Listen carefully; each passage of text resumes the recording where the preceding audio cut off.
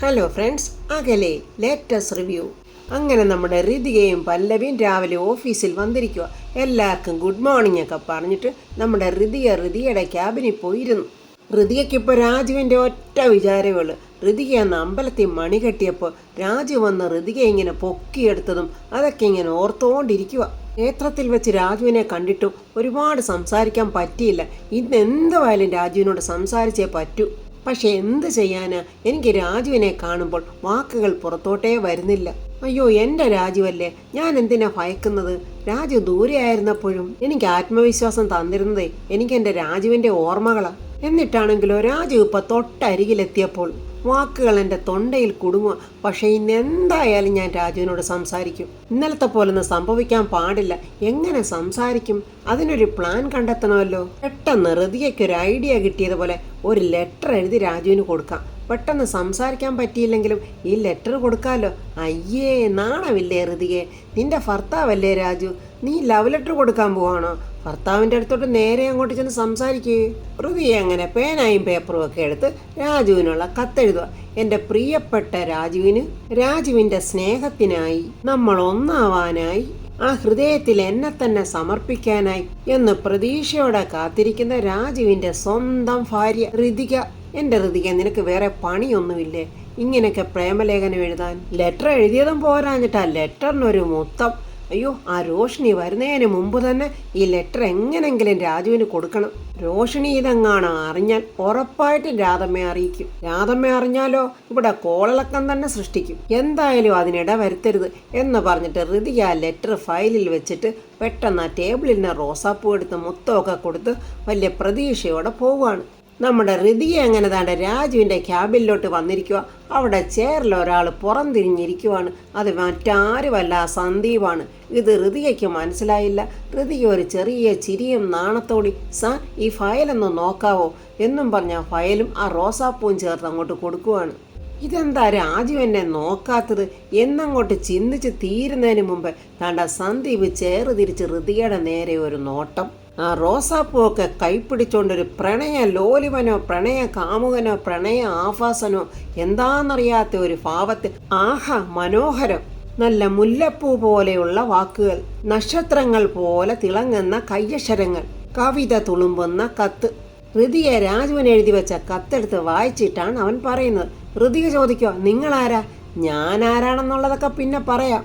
അതിനു മുൻപ് ഈ പ്രണയലേഖനത്തെക്കുറിച്ചും അത് എഴുതിയ ആളിനെക്കുറിച്ചും രണ്ടു വാക്ക് പറഞ്ഞില്ലെങ്കിൽ പിന്നെ കാര്യം അങ്ങ് വിട്ടുപോയാലോ? ഒരു കവിതയാണോ ഈ പ്രണയലേഖനം? നിങ്ങൾ ആരാ? അത് ആദ്യം നിങ്ങൾ പറയും. ഋതികയ്ക്ക് അറിയില്ലല്ലോ ആ രോഷിണിയുടെ ആങ്ങളെയാ ഇവനെന്ന്. പ്രണയവല്ലഭൻ ചോദിക്കുന്നു, അല്ല ഞാൻ ആരാണെന്ന് അറിഞ്ഞാലോ എന്നോട് സംസാരിക്കൂ. ഓക്കെ, ദാറ്റ്സ് കറക്റ്റ്, ന്യായമായ ചോദ്യം. ഞാൻ സന്ദീപ് വിശ്വനാഥൻ, തോട്ടത്തിൽ വിശ്വനാഥൻ്റെ മകൻ, രോഷിണിയുടെ ഒരേ ഒരു ബ്രദർ. ഈശ്വര, പണി ഫയലിൽ കൂടെ കിട്ടിയോ? സോറി സാർ, ആ ലെറ്റർ ഞാൻ രാജുവിന് കൊടുക്കാൻ വേണ്ടി എഴുതിയതാ. അതൊക്കെ എനിക്ക് മനസ്സിലായി. കത്തിലിങ്ങനെ പ്രണയം കാട്ടാറ് പോലെ കുണിയും ഒഴുകുമല്ലേ. ചേടാ, ഇവനെന്താ പൈങ്കിളി എഴുത്തുകാരനാണോ? ഋതിക എന്താ ഇങ്ങനെ നോക്കുന്നേ? ഞാനൊരു ക്രൂരനോ കൊള്ളക്കാരനോ ഒന്നും അല്ല. വളരെ മൃദുല ഹൃദയമുള്ള ഒരാളാ. ഓ പിന്നെ അവൻ്റെ ഒരു മൃദുല ഹൃദയം. സാറേ, ആ ലെറ്റർ ഇങ്ങ് തന്നേരെ, ഞാനങ്ങ് പൊക്കോട്ടെ. അയ്യോ, അതെന്തു പോക്കാ? ഞാൻ ചോദിക്കട്ടെ, ഇനി എന്തിനാണ് രാജുവിന് ഋതിക പ്രണയലേഖനം എഴുതുന്നത്? സാർ, അത് പ്രണയലേഖനം ഒന്നുമല്ല, അതെൻ്റെ ഹസ്ബൻഡിന് ഞാൻ എഴുതിയ ലെറ്ററാ. ഒരു കളിയാക്കലോട് അവൻ ചോദിക്കുന്നു. ഓ, ഹസ്ബൻഡോ? ഏത് വകയിൽ? അത് പോട്ടെ, ഋതിക ഒരു ലവ് ലെറ്റർ എഴുതിയാൽ എങ്ങനെ ഇരിക്കും?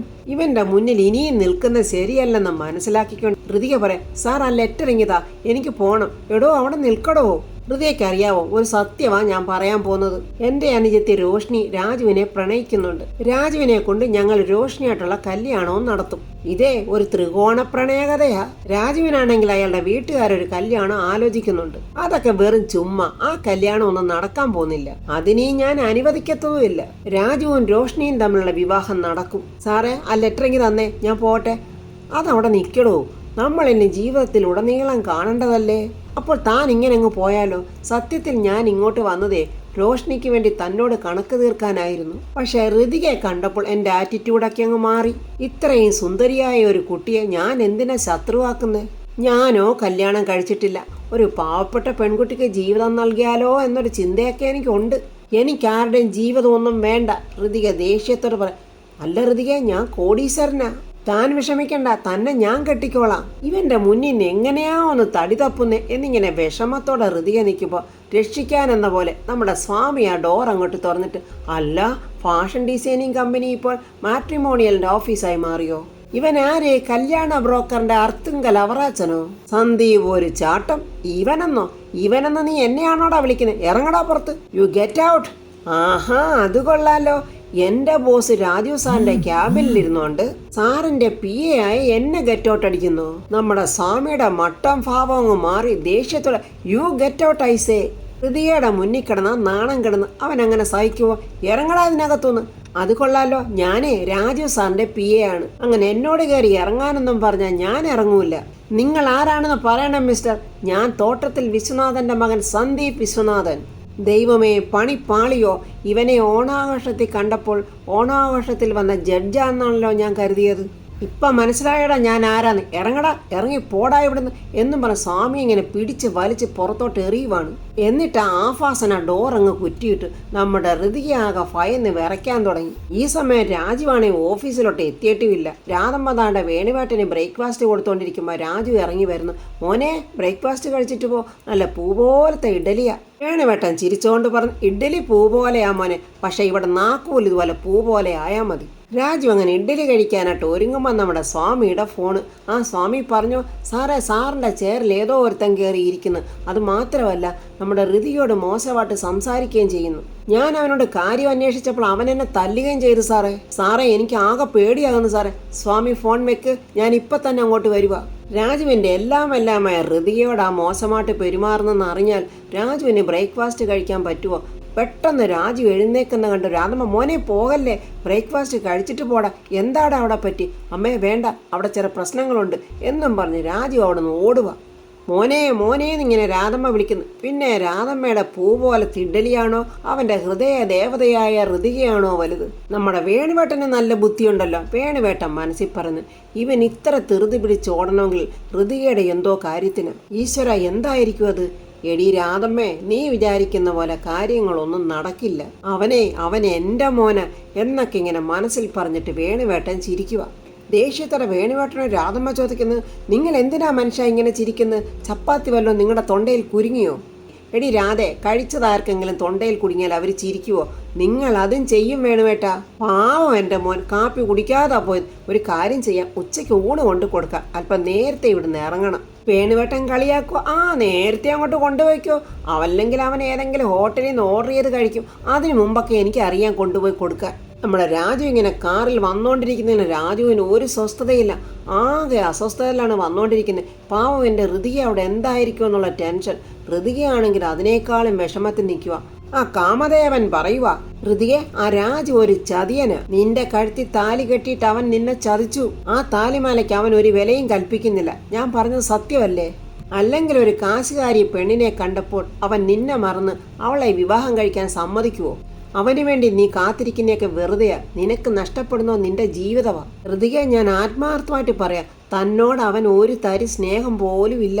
ഋതികയുടെ അച്ഛൻ അറിയാതെ അവൻ എഴുതിയ ഈ കത്ത് ഞാൻ നിന്റെ അച്ഛനായ പ്രതാപവർമ്മയെ കാണിച്ചാൽ അയാൾ അപ്പം തന്നെ ഹാർട്ട് അറ്റാക്ക് വന്ന് അവിടെ മരിച്ചു വീഴും. അവനത് പറഞ്ഞപ്പോൾ ഋതികയുടെ മുഖത്തൊരു വെപ്രാളം. ചിലപ്പോഴങ്ങനെ സംഭവിച്ചാലോ?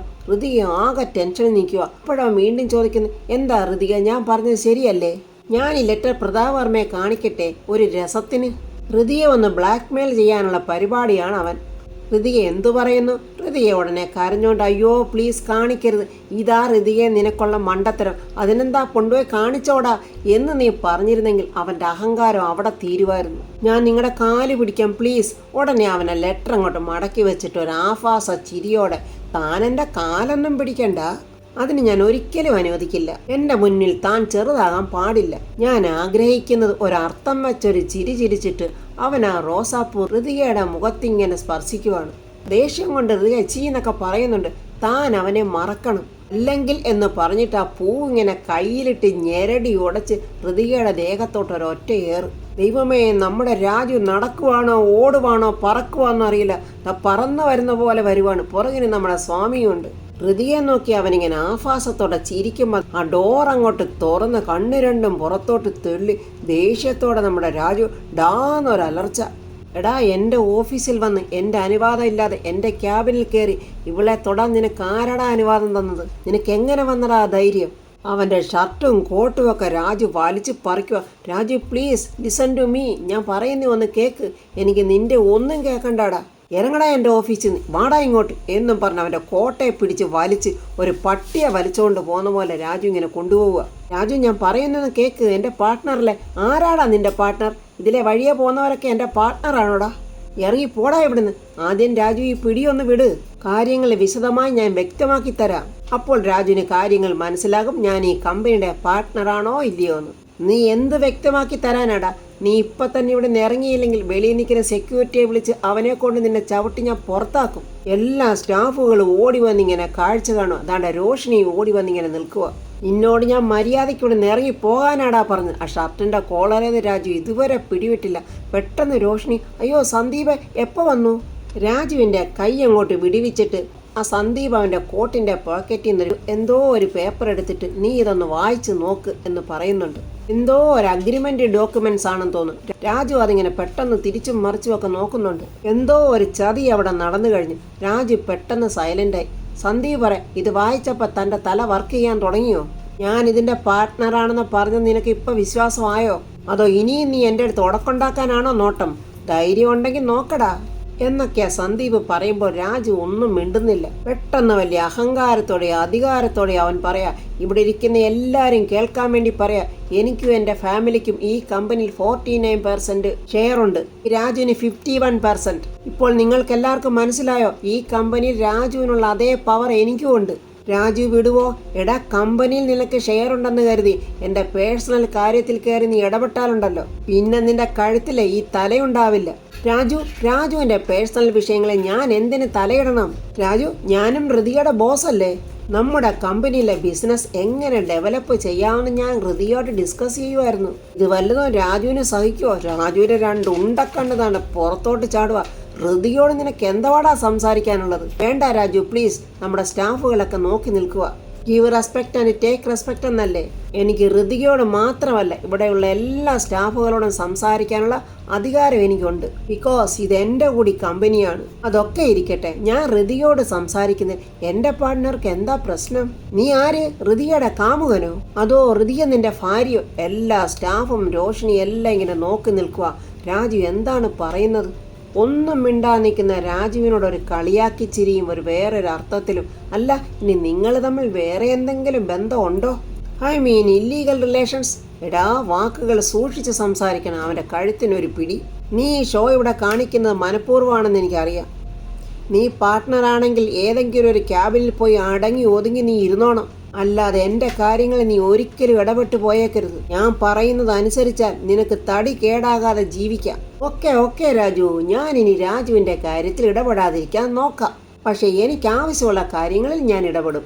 അതാണ് ഈ സന്ദീപ്. രോഷിനിയോടെ എല്ലാ സ്റ്റാഫിനോടും നിങ്ങളൊക്കെ എന്തോ നോക്കി നിൽക്കുക. എല്ലാവരും അവരോടെ സീറ്റിൽ പോയി വർക്ക് ചെയ്യും. അമ്പുസ്വാമി, സന്ദീപ് സാറിനൊരു ക്യാബിൻ റെഡിയാക്ക്. ശരിയാക്കാം മാഡം എന്നും പറഞ്ഞ് നമ്മുടെ സ്വാമിയും പോകുന്നു. സന്ദീപ് ഉടനെ രാജുവിനോട് ചോദിക്കാം, രാജു ഒരു ചെറിയ ഡൗട്ട്. നീ ഹൃതിയെ ഉപേക്ഷിച്ചിട്ട് സെൻട്രൽ മിനിസ്റ്ററിന്റെ മകളെ വിവാഹം ചെയ്യാൻ പോവല്ലേ? പിന്നെന്തിനാ നീ ഈ ഹൃതിയുടെ കാര്യത്തിൽ സ്പെഷ്യൽ ഇൻട്രസ്റ്റ് കാണിക്കുന്നത്? ഹൃതിക ഇങ്ങനെ ഇതെല്ലാം കേട്ട് വിഷമത്തോടെ നിൽക്കുക. സന്ദീപ് പറയുക, ഹൃതികയുടെ കാര്യത്തിൽ രാജു നിനക്കൊരു ടെൻഷനും വേണ്ട. ഞാൻ നിന്റെ അത്രയും ഫ്രോഡല്ല. ഹൃതികയെ വിവാഹം കഴിച്ച് കുറച്ചുനാളും അവളോടൊപ്പം ജീവിച്ചിട്ട് മറ്റൊരു പെണ്ണിന്റെ പുറകെ പോകുന്ന ഒരു ടൈപ്പല്ല രാജു ഞാൻ. എടാ എന്നൊക്കെ പറഞ്ഞ് രാജുവിന് അവൻ്റെ നേരെ കൈ നീട്ടുക. എങ്കിലും രാജു നിനക്ക് പറഞ്ഞുകൂടെ ഇതെൻ്റെ ഭാര്യയാണ്, ഞാൻ ഉപേക്ഷിച്ചിട്ടില്ലെന്ന്? അത് പറയാൻ ഡാ എന്ന് വിളിച്ചിട്ട് വല്ല കാര്യമുണ്ടോ? അതുകൊണ്ടല്ലേ സന്ദീപ് ഇങ്ങനെ പറയുന്നത്. സന്ദീപ് വീണ്ടും പറയും, രാജു നീ കൂൾ ഡൗൺ, ഞാനേ സംസാരിക്കേണ്ട ആളിനോട് തന്നെ സംസാരിച്ചോളാം എന്നും പറഞ്ഞ് സന്ദീപ് രാജുവിൻ്റെ കയ്യിലിരുന്ന് അഗ്രിമെൻ്റ് പേപ്പറും വലിച്ചെടുത്തുകൊണ്ട് അങ്ങ് പോവാണ്.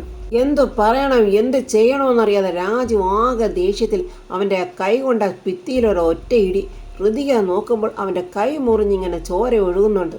അയ്യോ രാജു എന്നും പറഞ്ഞ് സങ്കടപ്പെട്ട് ഹൃതിക പെട്ടെന്ന് കയ്യിലിരുന്ന പ്ലാസ്റ്ററൊക്കെ എടുത്ത് രാജുവിൻ്റെ കയ്യിലൊക്കെ ഒട്ടിച്ചു കൊടുക്കുന്നുണ്ട്. രാജു ആകെ ടെൻഷനിലും ദേഷ്യത്തിലും ഇങ്ങനെ നിൽക്കുവാണ്. ഇനി എന്തൊക്കെയാണ് ഇവിടെ നടക്കാൻ പോകുന്നുള്ള ഭയത്തിലാണ് ഹൃതിക. അപ്പോൾ ഫ്രണ്ട്സ്, രാജുവിനോടൊരു വലിയ എതിരാളിയായിട്ട് തന്നെ സന്ദീപ് വിശ്വനാഥൻ ഉണ്ട്. അത് രാജു അറിഞ്ഞിരുന്നില്ല. അവൻ എന്തായാലും ഹൃതികയുടെ അടുത്ത് മോശമായിട്ട് തന്നെ പെരുമാറും. ഹൃതികയെ എങ്ങനെയൊക്കെ അവമാനിക്കാൻ നോക്കുമോ അങ്ങനെയൊക്കെ അവൻ ചെയ്യുമെന്നും രാജുവിനറിയാം. അതിനൊപ്പം ആ രോഷിണി അവിടെ നിൽക്കുന്നുണ്ട്. ഇനി ഹൃതികയുടെ കാര്യം അവിടെ സുരക്ഷിതമല്ലെന്ന് രാജുവിന് മനസ്സിലാവും. ഇനി എന്തായിരിക്കും രാജു പെട്ടെന്നെടുക്കുന്ന തീരുമാനം? ഇനി ഹൃതിയെ അവിടെ നിർത്തുമോ? ഉടനെ തന്നെ രാജു ഹൃതിയെ കൂട്ടിക്കൊണ്ട് വരുമോ? രാധമ്മ വീട്ടിൽ കയറ്റുമോ? ഒന്നും അറിയില്ല.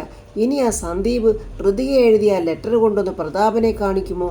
ആ ലെറ്റർ പ്രതാപനെ കാണിക്കും എന്ന് പറഞ്ഞ് ഹൃതിയെ ബ്ലാക്ക്മെയിൽ ചെയ്യാൻ നോക്കുമോ എന്നൊക്കെ അറിയാൻ നമുക്ക് നാളത്തെ റിവ്യൂ കാണാം. എൻ്റെ ഈ റിവ്യൂ ഇഷ്ടപ്പെട്ടാൽ ലൈക്കും കമൻസും, സബ്സ്ക്രൈബ് ചെയ്യാത്തവർ സബ്സ്ക്രൈബ് ചെയ്യണേ.